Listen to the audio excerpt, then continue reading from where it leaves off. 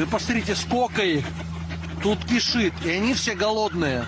Найбольш раю падкормліваць дробных птушачак, таму што вялікія, напрыклад, воранавыя птушкі ці калубы, там, ці вароны шэры, яны гракі, яны знаходзяць сабе ежу досыць проста. Найчасцей дапамогай чалавека карыстаюцца вераб'і ды сініцы, але частуюцца і больш рэдкія госці. Гэта гіль, снегірь і таўстадзюб ці дубанос. Кармушку трэба вешаць не вышэй за 5-й паверх, каб птушкі не гублялі сілы, далятаючы да яе. Паводле соцсетак, ахвотныя ў Беларусі набываюць сланечнікавыя семкі для птушак. І гэта правільна, калі яны сырыя і не салёныя.